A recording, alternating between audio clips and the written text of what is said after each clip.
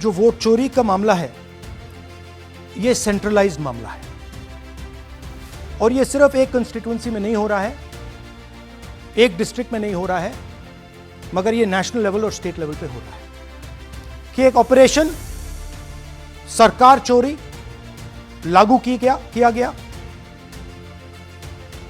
एक प्लान जिससे कांग्रेस की जो विक्ट्री थी, लैंडस्लाइड जो विक्ट्री होनी थी, वो लॉस में, हार में बदली जाए। मैंने शुरू से ये कहा है कि भारतीय जनता पार्टी एक तरफा सरकार बना रही है। हमारे पास सारी व्यवस्थाएं हैं, आप चिंता मत करिए। कौन सी व्यवस्था? ये कौन है? 22 बार 10 बूथ में 5 तरीके की वोट चोरी हरियाणा में।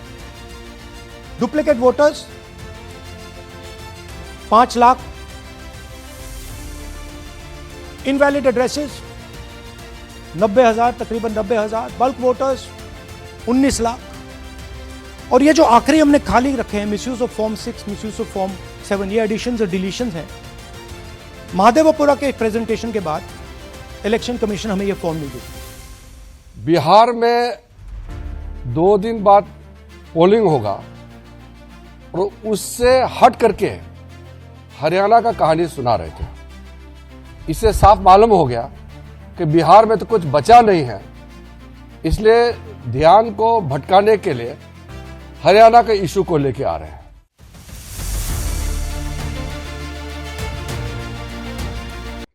राहुल गांधी लोकसभा के विपक्ष नेता जो पिछले कई दिनों से कह रहे थे कि हाइड्रोजन बम आने वाला है, हाइड्रोजन बम आने वाला है, आज द एज फाइल्स नामक एक प्रेस कॉन्फ्रेंस उन्होंने रिलीज की और इस प्रेस कॉन्फ्रेंस में उन्होंने किस तरह से वोट में धांधली की जा रही है, पूरी की पूरी वोटर लिस्ट में जो गड़बड़ियां हैं वो राहुल गांधी ने सबूत के साथ देश दुनिया के सामने फिर एक बार उजागर की। कल बिहार में प्रथम चरण का वोटिंग होना है, 121 सीटों पर वोट डाले जाने हैं और हरियाणा के साथ साथ बिहार की वोटर लिस्ट में जो धांधली की गई है वो उन्होंने लोगों को दिखाने की और समझाने की कोशिश की। क्या है आखिरकार ये पूरी धांधली की सच्चाई? क्या इस तरह से वाकई में भारत में जो चुनाव है वो निष्पक्ष तरीके से नहीं हो रहे हैं?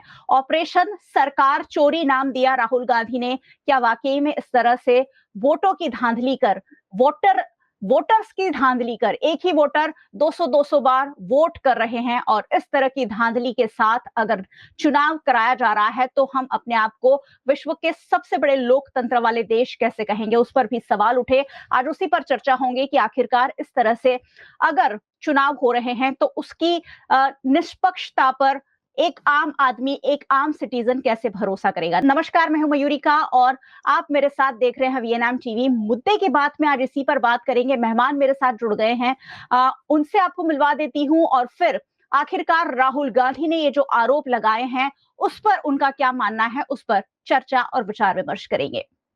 चलिए, हमारे साथ जो मेहमान हैं सबसे पहले आपको उनसे मिलवा देती हूँ। आज कांग्रेस पार्टी की जो प्रवक्ता हैं उनसे सबसे पहले मिलवाऊंगी। ज़ेबा खान हमारे साथ जुड़ी हैं और फिलहाल बिहार में कांग्रेस की ओर से प्रचार कर रही हैं। ज़ेबा जी, स्वागत है आपका चर्चा में। हमारे साथ भारतीय जनता पार्टी से उर्वेश कंथारिया जी जुड़े हैं जो हाल ही में गवर्नमेंट ऑफ इंडिया की होम मिनिस्ट्री के एडवाइजरी कमेटी के सदस्य चुने गए हैं। उर्वेश जी, बहुत बहुत बधाई और स्वागत है आपका। धन्यवाद। और हमारे साथ वरिष्ठ पत्रकार के रूप में सुनील जोशी जी जुड़े हैं। सुनील जी, आपका भी बहुत बहुत स्वागत है। धन्यवाद।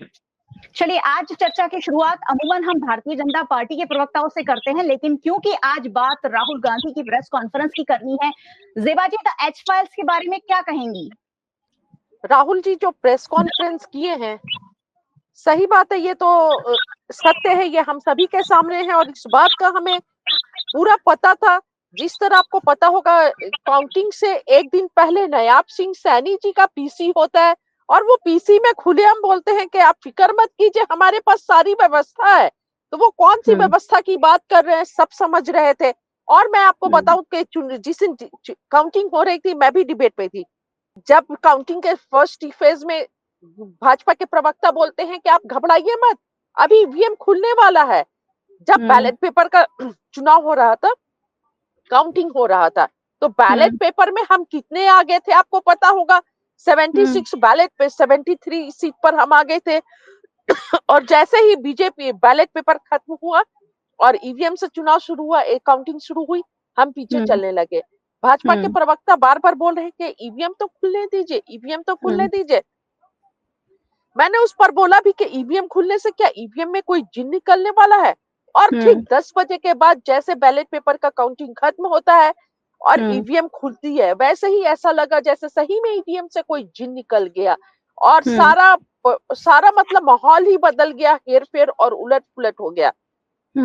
और जो हमारे जीत का हार का मार्जिन है वो सिर्फ कितने कम 25,000 भी वोट नहीं है, 22,000 वोट सिर्फ है। और राहुल जी का कहना है कि 25 लाख वोट चोरी हुई है। और जिस तरह एक ब्राजीलियन महिला का इंडिया में हरियाणा में वोट करना 10 जगहों पर और 22 जगहों पर उनका नाम होना और इतने मतलब ये पूरा फ्रॉड, ये दिखाता है कि ये जो हरियाणा की चुनाव है ये भारतीय जनता पार्टी और इलेक्शन कमीशन ने मिलकर चोरी की है पूरे प्लान्ड वे में। और जिस तरह अलग अलग तरीके से वोट को इन्फ्लुएंस किया गया है, वोट चोरी की गई है। बहुत ही अफसोस है कि लोकतंत्र का ये रूप शायद हमने कभी नहीं सोचा था कि इतना गंदा रूप भी लोकतंत्र का देखने के लिए मिलेगा। और ये तो मजाक बन के रह गया है। बहुत अफसोस की बात है, बहुत दुखद है ये। और राहुल गांधी जी का एक और अपील है, आप सुने होंगे, आज के देश के युवा और जेनजी से बोल रहे हैं कि इस लोकतंत्र को आप ही बचा सकते हैं, ये सिस्टम को आप ही बचा सकते हैं और इसका एक तरीका है कि निकल कर वोट कीजिए और ज्यादा से ज्यादा वोट कीजिए। राहुल गांधी जी का अपील है। जी, चलिए राहुल गांधी जी की बात पर वापस लौटेंगे। भारतीय जनता पार्टी से उर्वशी हमारे साथ जुड़े हैं। उर्वशी, राहुल गांधी फिर एक बार पत्रकारों के सामने आते हैं, देश के सामने आते हैं और 1 घंटा 20 मिनट बात करते हैं। सबूत के साथ जो वोटर लिस्ट उन्हें मिली है वो दिखाते हैं और दिखाते हैं कि एक ब्राजीलियन लड़की बार-बार वोट कर रही है। कुछ लोग एक ही व्यक्ति की फोटो पर उनके अलग-अलग नाम है। इस तरीके की वोटर लिस्ट अगर देश के सामने आती है तो उर्वशी कहीं ना कहीं देश शक के दायरे में पड़ जाता है। आप लोगों पे वोट चोरी करने के फिर एक बार आरोप लगे हैं, उर्वशी क्या कहेंगे? लेकिन जो सच्चाई है वो आज इलेक्शन कमीशन ने बताई हुई है। अगर ये फर्जी वोट थे या फ्रॉड था तो कांग्रेस का भी जो इलेक्शन सिस्टम जो होता है, उनके भी हर एक बूथ पे इंचार्ज रहते हैं, वो जब भी देखते हैं कि कोई दूसरी बार वोटिंग कर रहा है, फर्जी वोट डाल रहा है, तो तभी कोई याचिका दायर नहीं की जाती। अगर नतीजे के बाद भी उम्मीदवार को लगता है कि इसमें कुछ गड़बड़ है तो वो भी अपनी याचिका दायर कर सकते हैं। हरियाणा के केस में सारे हरियाणा की जो सीट्स है उसके बेसिस पे कुछ 22 ऐसी याचिकाएं जो है जो अभी कोर्ट में अवलंबित है, उसमें से एक भी कांग्रेस की याचिका नहीं। दूसरी बात कि अगर फर्जी वोट है, इलेक्शन कमीशन भाजपा के साथ मिलके ये सिस्टम चलाता है, तो सारे वोट किसको मिलते ये?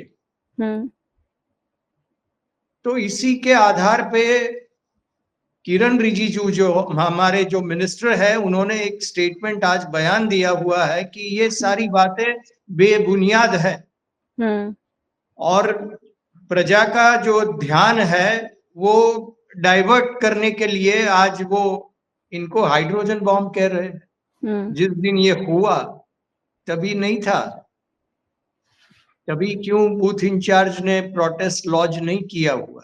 ये जनमानस में सवाल है और इसके लिए कांग्रेस पार्टी को राहुल जी की प्रेस कॉन्फ्रेंस का इंतजार क्यों करना पड़ता है? जब ये बनती है, जब बात ग्राउंड पे, तब आप ये क्यों नहीं प्रोसेस करते? ये जनमानस में उठा हुआ सबसे बड़ा सवाल। जी, सर, ये तो किरण रिजिजू ने जो बात कही वो ही आपने दोहराई कि अगर इस तरीके की बात थी तो क्यों उसी वक्त बात नहीं उठाई गई। लेकिन राहुल गांधी ने इसका भी जवाब दिया था कि हमें वोटर लिस्ट सिर्फ एक आध दिन पहले मिलती है, उस वक्त ये सारा वेरिफिकेशन करना उनके लिए भी बहुत मुश्किल है, और जो लोग ऑलरेडी वोटर लिस्ट में है वो तो वोट करने ही वाले हैं, कोई उन्हें वोट करने से रोक नहीं सकता है। उस वक्त क्यों शिकायत नहीं की गई या डेटा बाद में सामने आया, ये सारा चर्चा का विषय है। लेकिन क्या आज जो डेटा आया उससे आप झुठला सकते हैं? मैं जवाब लेने फिर वापस आपके पास फिर से बाद में आऊंगी कि जो डेटा वाइज चीजें बताई गई है क्या वो गलत है? जो राहुल गांधी ने वहां जो फोटो के साथ दिखाया क्या वो गलत है, वो आप लोग कहना चाह रहे हैं, वो जरा जवाब दीजिएगा। सुनील जी के पास चलते हैं।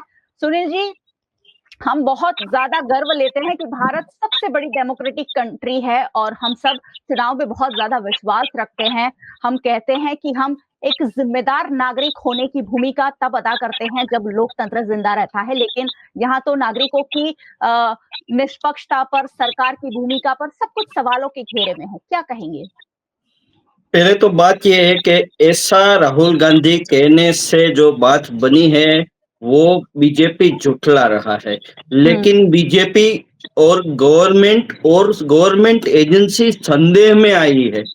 वो संदेह दूर करने की जो जवाबदारी है वो कांग्रेस की नहीं है या ओपोनेंट पार्टी की नहीं है, वो गवर्नमेंट एजेंसी और यहाँ जो बात हो रही है दोनों एक है ऐसा लगता है, और सामने ओपोजिशन है। ये ऐसी बात हुई कि जो फरियादी है उसको अपना जो भी है प्रूव करने का होता है। लेकिन आप जुडिशियरी देखिए, जुडिशियरी में वीवीआईपी लोगों के लिए या कॉरपोरेट के लिए कोई जजमेंट 15 दिन में आ जाता है और वो जजमेंट के बाद वो मीडिया को बान भी करते हैं कि ये बारे में आपको कुछ टिप्पणी नहीं करनी है। आप समझ गए, मैं मल्टीनेशनल या नेशनल जो कॉरपोरेट है उसके बारे में बात करता हूँ, उसका जो केसेस है फास्ट ट्रैक कोर्ट में चल जाता है। तो यहाँ जुडिशियरी, कोलकाता का एक केस है वो 1951 का है, आज भी सोल्व नहीं हुआ। एक सोल्जर का केस है, उसकी जमीन का वो निवृत्त हो गया है, उसका फैमिली भी अभी तो डिपेंडेंट है। तो हमारी कहीं ना कहीं जो भी एजेंसियां है वो शंका के दायरे में आई है।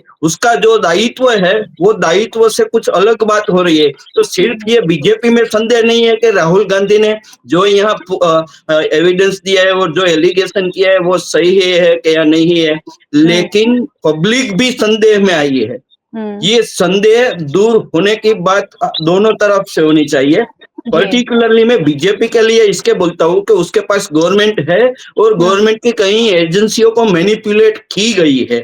ऐसा कई बार हुआ है कि कई बार जुडिशियरी ने अपना ही जो कुछ भी जजमेंट है उसको कहीं ना कहीं से झुठलाया है या आगे जाके वो जजमेंट को रोक दिया है, ऐसा भी हुआ है। तो मेरा कुल कहना यह है कि कांग्रेस एक हद तक क्यों नहीं जा सकती कि उसके पास अथॉरिटी नहीं है, उसके पास गवर्नमेंट नहीं है। तो जो मेरे पर कोई कुछ क्राइम हो जाए तो मैं वो प्रूव नहीं कर सकती क्योंकि मेरे पास वो नहीं है, मशीनरी नहीं है। तो ये बीजेपी का दायित्व है कि उसको क्लियर करे और ये जो भी बात है यहाँ से आगे ले जाए। इसको जुठलाने से, ये टीवी में जुठलाने से ये बात सही या गलत नहीं हो जाएगी, उसका लॉजिकल एंड आना चाहिए। और मेरी बात ये है कि डेमोक्रेसी में लेवल प्लेइंग फील्ड होना चाहिए और ट्रांसपेरेंसी होनी चाहिए। गवर्नमेंट और एजेंसी और पार्टी जो पार्टी पावर में है वो एक हो जाएगी तो कभी ना कभी लोकशाही खतरे में आएगी। और ये जो जेन जेड वाली बात है, दूसरी बात है, वो कहीं ना कहीं वेंटिलेट तो होगी ही। बिल्कुल, युवाओं का सवाल है, आने वाले भारत के भविष्य का सवाल है, और ऐसे में अगर इस तरह से चुनाव सही में हाईजैक किए जा रहे हैं तो ये बहुत बड़ा चिंता का विषय है। ज़ेबा जी के पास फिर से चलेंगे। बिहार में फिलहाल प्रचार कर रही हैं दूसरे फेज के लिए। ज़ेबा जी, हरियाणा के साथ साथ बिहार का मुद्दा भी राहुल गांधी ने उठाया और उनका कहना था कि बिहार के चुनाव पर भी इसका बड़ा असर देखने मिल रहा है। मैं आपसे दो सवाल पूछूंगी। फिलहाल बिहार में माहौल किस पक्ष में लग रहा है, और क्या ये जो माहौल है वो वोटों में तब्दील होने वाला है, या इसी तरीके से फर्जी वोटिंग का मामला वहां भी चलेगा, या फिर अब क्योंकि कांग्रेस पार्टी और सारे विपक्षी दलों के सामने ये चीजें आ गई है तो अलर्ट मोड पर आप लोग काम करने वाले हैं? देखिए, अलर्ट मोड पर तो हम हैं और बिहार में इस बार बदलाव होने जा रहा है। आपको पता होगा कि 20 सालों से डबल इंजन की सरकार है और डबल इंजन की सरकार होने के बाद भी आपको पता होगा कि दिल्ली में आप चले जाइए एम्स में और सरकारी अस्पतालों में, और रात में जो मरीज ठंड से ठुठरते रहते हैं वो कहाँ के होते हैं? बिहार के होते हैं। अगर बिहार में इतना विकास ही हुआ होता तो क्या अस्पताल बड़े नहीं होते? मैं गांवों में बिहार के घूम रही हूँ, छोटे छोटे गांवों में, गलियों में, बस्तियों में।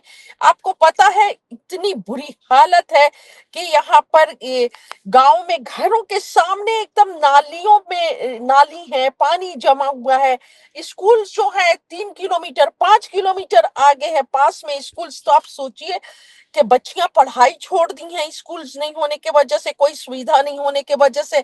मतलब मैं ये बोल रही थी, परसों भी के पत्रकार आते हैं, जो चैनल्स है आते हैं, पटना में आते हैं और सामने से ये करके चले जाते हैं, रिकॉर्ड करके, पटना के गांधी मैदान को दिखाकर, पटना के ब्रिजेस को दिखाकर, और उन्हें लगता है कि पूरा बिहार वैसा ही है। पर ऐसी ही स्थिति जो है और हकीकत एकदम डिफरेंट है। बहुत बुरा हाल है।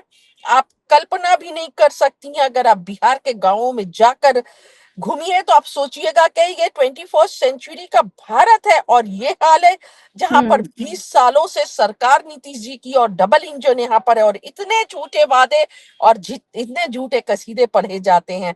मैं क्या बोलूं।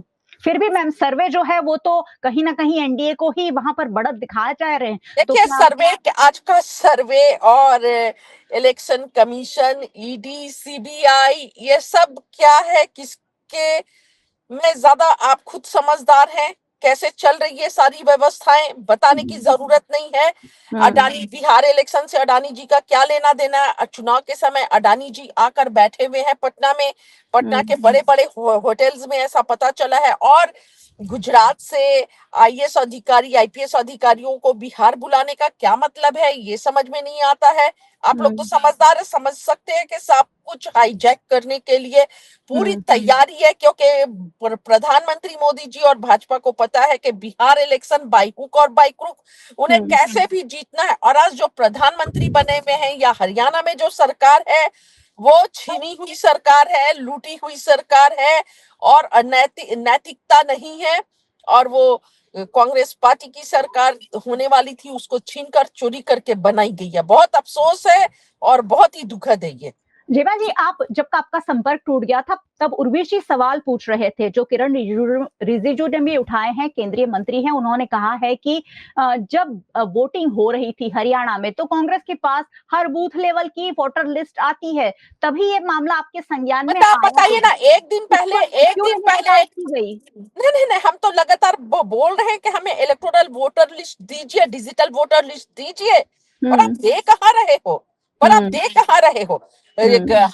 हमने लगातार आपसे महाराष्ट्र में मांगा कि हमें सीसीटीवी फुटेज दीजिए, आपने भी सुना होगा, पर उन्होंने दिया कहाँ, दे कहाँ रहे?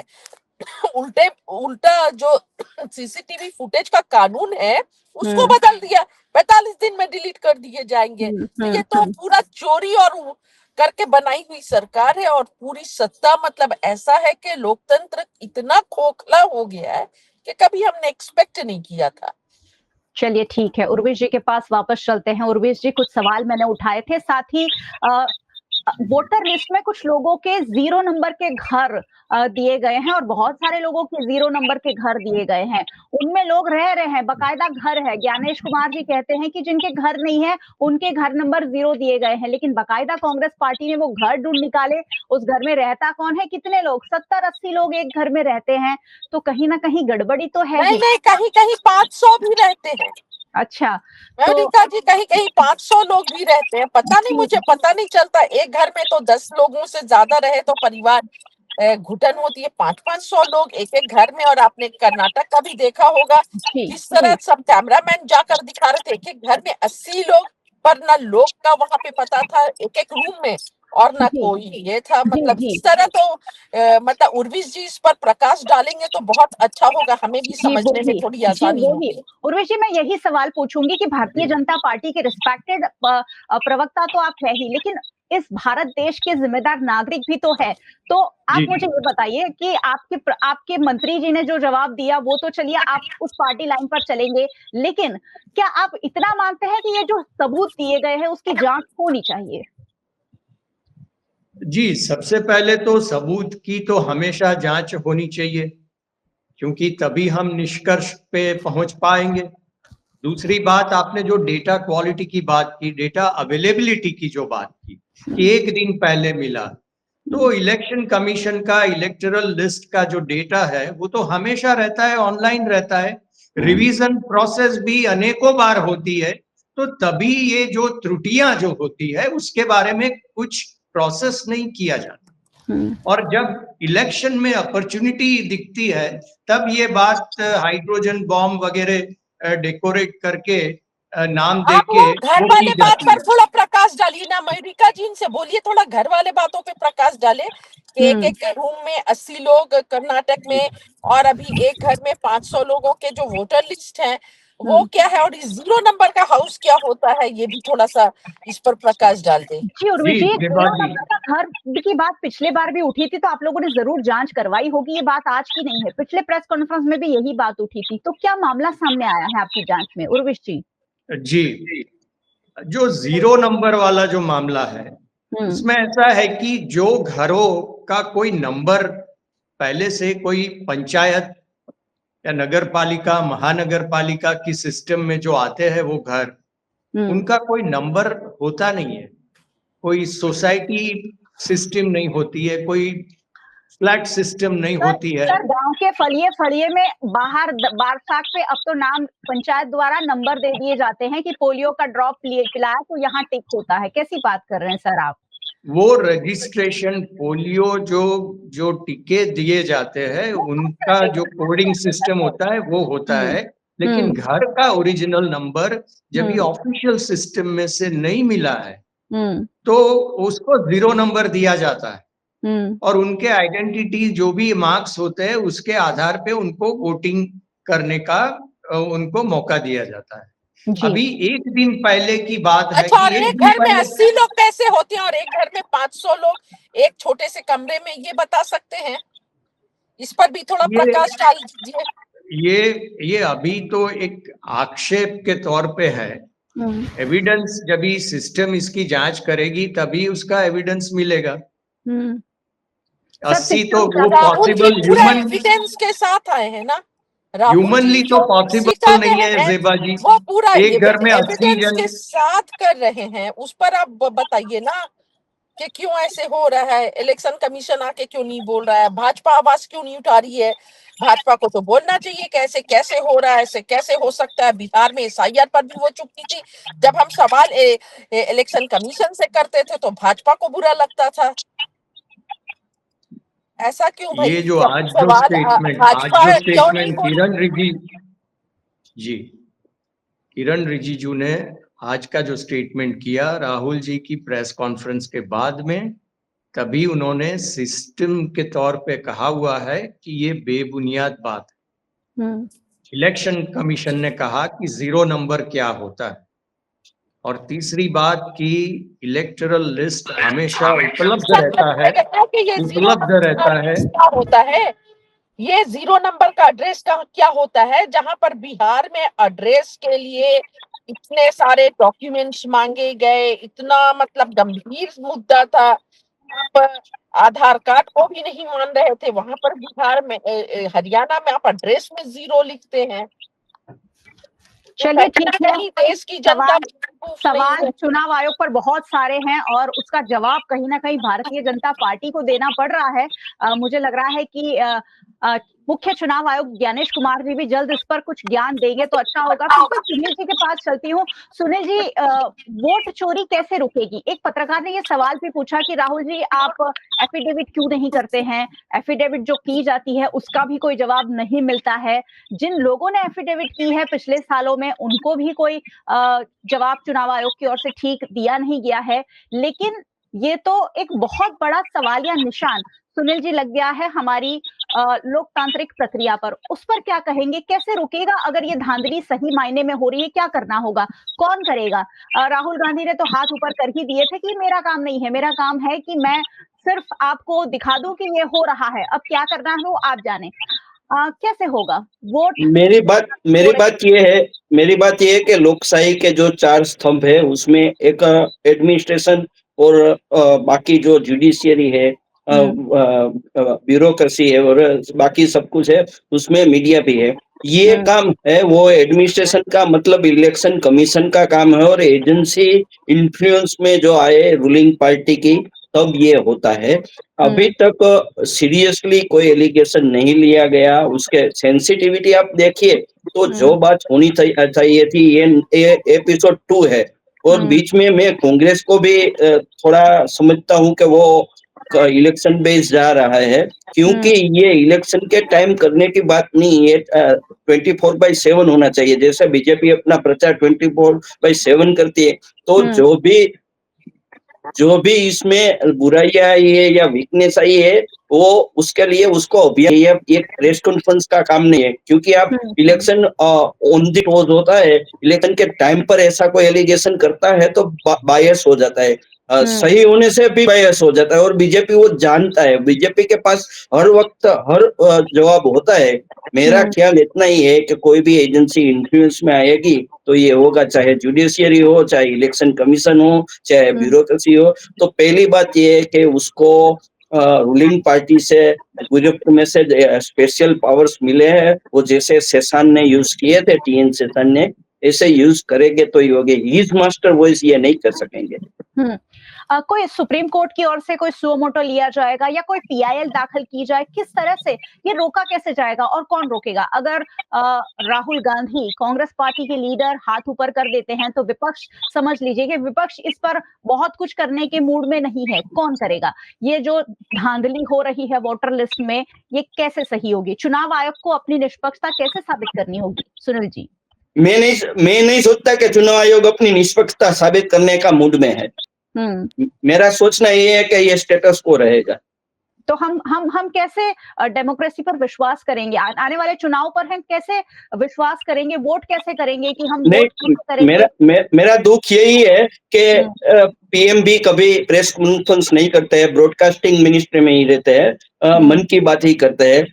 चाहे देश में कितना आंदोलन हो जाए, चाहे कितना भी हो जाए, कुछ भी हो जाए, पाकिस्तान पर वॉर हो जाए, हम वो एरा में आ गए हैं जहां हम सोचते हैं कुछ और होता है कुछ। तो पहले तो ये करेक्ट करने के लिए वोटिंग एक ही आपके पास जो भी है वो ही एक ही पावर है, और जो भी होना है वो वोटिंग से होगा।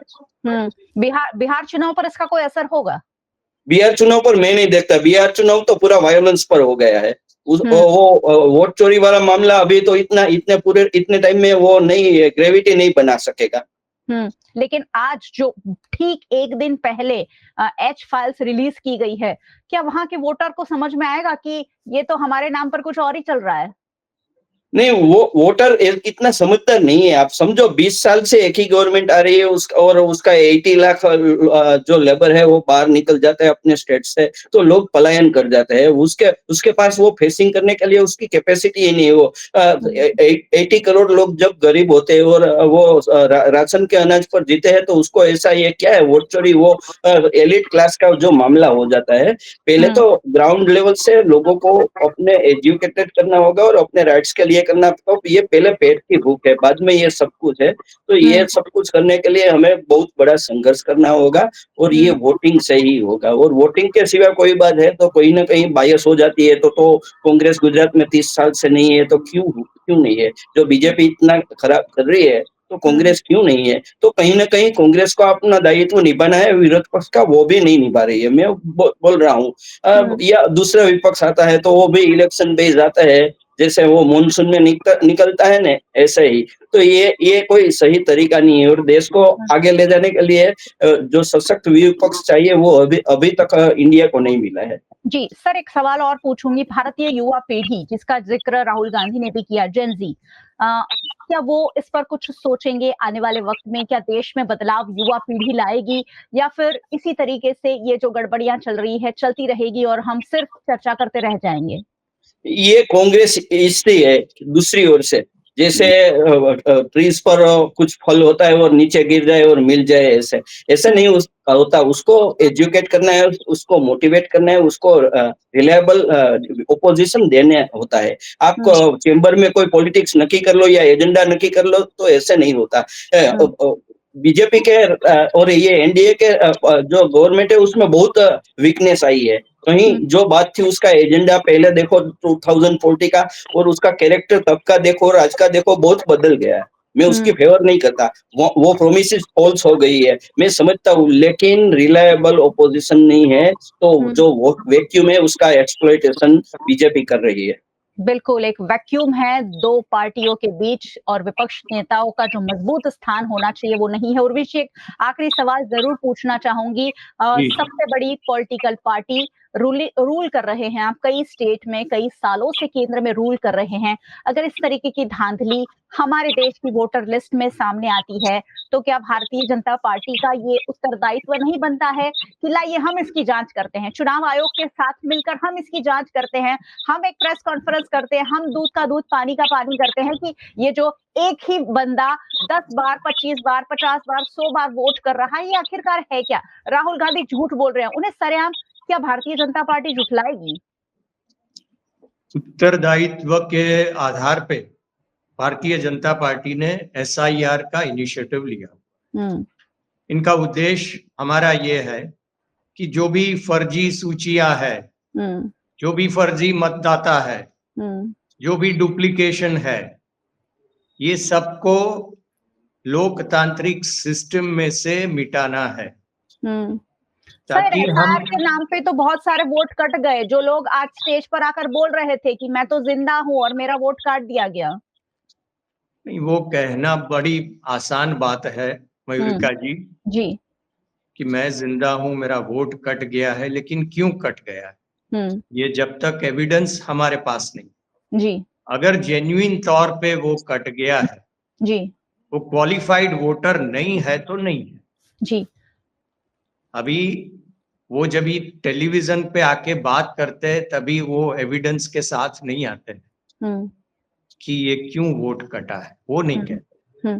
तो मैं यहाँ रहता हूँ लेकिन मैं वोट नहीं कर मैं वही पाता कह रही हूँ, क्या भारतीय जनता पार्टी इन सारे आरोपों को सबूत के साथ जुटलाएगी?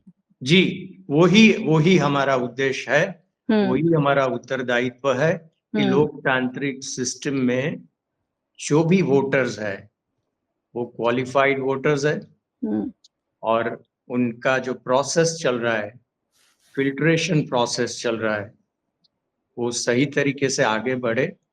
सभी राजकीय पक्ष, सभी गणमान्य नागरिक उसमें हमारे साथ जुड़े और ये प्रोसेस को सक्सेस मिले, वो भी हमारा उत्तरदायित्व है, सारे देश का उत्तरदायित्व। बिल्कुल, तो आशा करते हैं कि भारतीय जनता पार्टी, चुनाव आयोग, विपक्ष और देश के नागरिक हर कोई साथ मिलकर चुनाव निष्पक्ष रूप से कराने में अपने अपने तौर पर जो जिम्मेदारी है वो सही रूप से निभाएंगे। वरना इस तरीके की बातें करना भी अपने आप में एक दुखद, कहीं ना कहीं दिल का एक कोना है, दर्द में हो जाता है जब इस तरीके के आरोप लगते हैं कि आखिरकार इसकी सच्चाई कौन साबित करेगा। क्यों एक व्यक्ति जो वोट कर रहा है वो ये सोचे कि मैं वोट किसे भी करूं, शायद भारतीय जनता पार्टी को जाएगा, शायद कांग्रेस पार्टी को जाएगा, क्यों उसे ये आश्वासन नहीं मिलता है कि मैं जिसे वोट करूंगा उसे ही वोट जाएगा और उसी की सरकार बनेगी। आशा करते हैं आने वाले सालों में शायद ये जो प्रक्रिया है, ये जो सारा सिस्टम है, उसे हम सुचारू कर पाएं। बहुत बहुत शुक्रिया आप मेहमानों का हमारे साथ जुड़ने के लिए। Thank you so much. Thank you.